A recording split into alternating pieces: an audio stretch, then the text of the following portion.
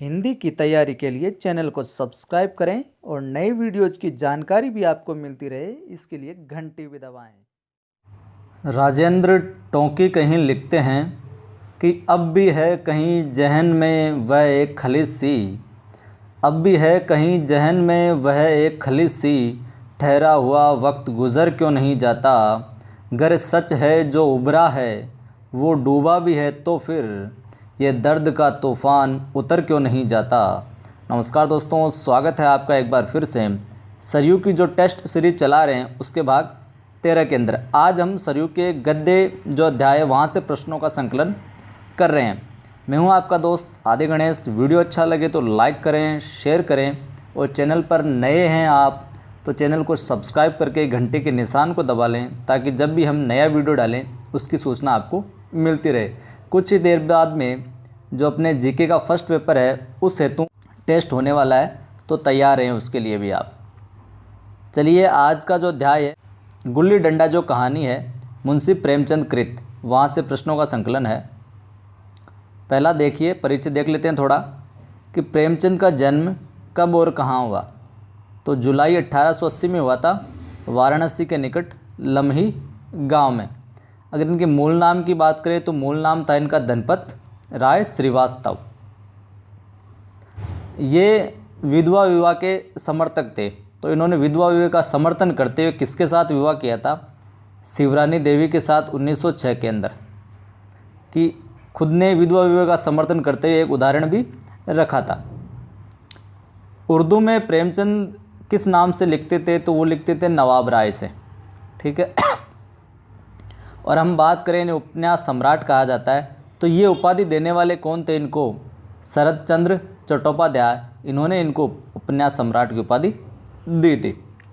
उपन्यास सम्राट की बात आ गई तो इनके प्रमुख जो उपन्यास हैं वो देखते हैं।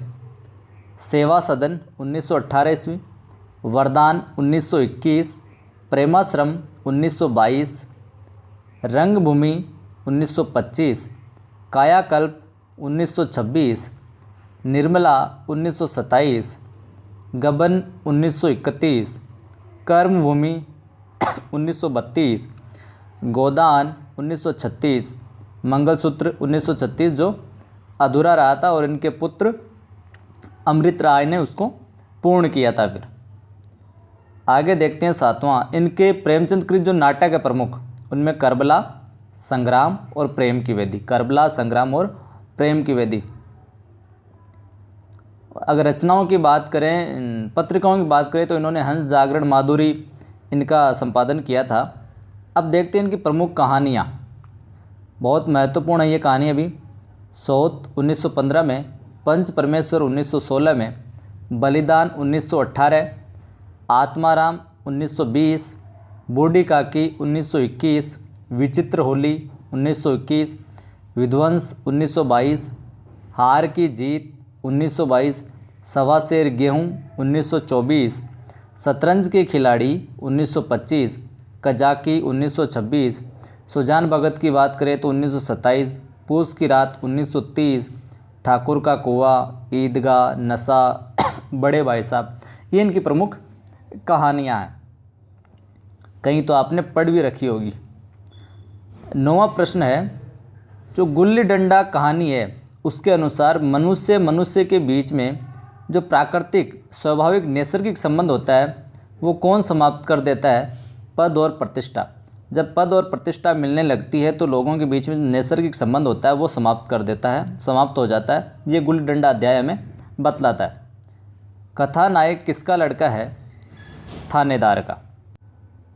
11वां प्रश्न है, ये थोड़ा सा मिस टाइप हो गया, तो यहाँ पर आपको करना है कहानी में कथानायक का बाल सखा कौन है? तो वो हो जाएगा गया, ठीक है। अगला देखिए, 20 साल बाद कथानायक गांव में क्या बनकर लौटता है? इंजीनियर बनकर लौटता है वो गांव में। 13वां देखें, कथानायक गांव में गया के साथ मिलकर क्या खेल खेलना चाहता है? गुल्ली डंडा जो बचपन में वो खेला करते थे वही खेल वापस वो खेलना चाहता है। कथानायक के अनुसार कौन उसके और गया के बीच में दीवार बन गया था? जो कथानायक की अप्सरी थी वो अब इंजीनियर बन के आ गया था, एक पद प्राप्त कर लिया था, तो उन दोनों के बीच में दीवार बन रही थी अप्सरी। पाठ में किस खेल को सब खेलों का राजा कहा गया है? तो गुल्ली डंडा को इस सब खेलों का राजा बताया गया है। अध्याय में विलायती खेलों का क्या ऐब बताया गया है? ऐब यहाँ पर यानी कमी। अध्याय में विलायती खेलों क्या ऐब बताया गया? तो ऐब प्रमुख वही है इसमें कि उनका जो सामान आता है खेलने का विलायती खेलों वो बहुत महंगा होता है, तो हर कोई उसे खेल नहीं पाता, हर कोई उसे खरीद नहीं पाता। अगला देखें, किसके विचार में कथानायक का अंधकार में भविष्य टूटे हुए नौका की तरह? किसके विचार में कि जो कथानायक है उसका अंधकार में भविष्य ना टूटी हुई नौका के समान डगमगा रहा है? तो कथानायक की माँ के अनुसार। गया गुल्ली को किस प्रकार से लपकता था? जैसे छिपकली कीड़ों पर लपकती है, झट से पकड़ लेती है, उसी प्रकार। पाठ में गोइया का क्या अर्थ बताया गया? गोइया जो शब्द है इसका अर्थ होता है खेल का साथी या साथी।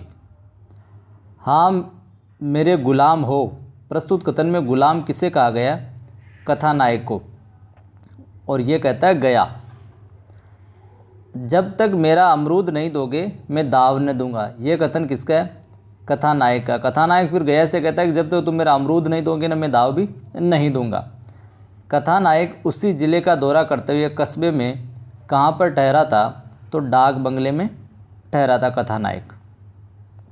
अगला देखिए, कथानायक की आंखें किसकी भांति बचपन के उन क्रीड़ा स्थलों को देखने के लिए व्याकुल हो रही थी?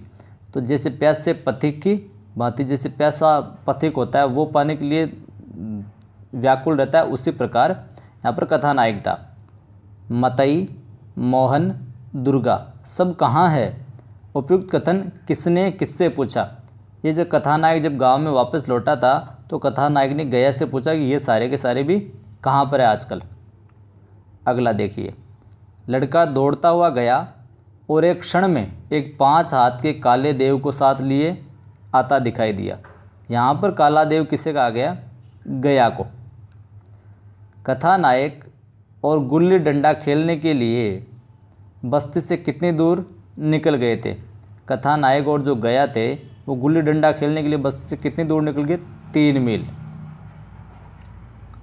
27 नंबर देखिए, बचपन में कथानायक और गया किसके झुमके बनाकर कानों में डाला करते थे? कमल के पुष्प के। और अभी तक भी वीडियो लाइक नहीं किया तो लाइक कर दें और शेयर कर दें सभी मित्रों तक। 28 नंबर देखें, पाठ में हुच्च जाना का क्या अर्थ है? तो गुल्ली डंडा खेल में अपनी बारिश से बाहर हो जाना, आउट हो जाना, यानी कह सकते हैं हम हुच्च जाना है। लग गई टन से बोली, ये कथन किसका है? गया का। 31 नंबर देखिए, अब मुझे मालूम हुआ कि कल गया ने मेरे साथ खेला नहीं, केवल खेलने का बहाना किया था। कथानायक को कैसे मालूम हुआ ये सब? दूसरे दिन गया का खेल देखकर। मैं थानेदार का लड़का एक अदने से लड़के के हाथों पिट गया। इस कथन में भाव है अपमान का। अगला देखिए, अमरूद पैसे के 5 वाले थे जो गया के बाप को भी नसीब न होंगे। कथानायक के इस कथन में भाव नहीं था अहंकार का। कथानायक गया के साथ गुल्ली डंडा क्यों खेलना चाहता था? बचपन की स्मृतियों को सजीव करने के लिए कथानायक जो है गया के साथ में गुल्ली डंडा का खेल खेलना चाहता था पुनः। तो शुक्रिया दोस्तों, ये थे कुछ विशेष प्रश्न। वीडियो अच्छा लगा हो तो लाइक करें, शेयर करें।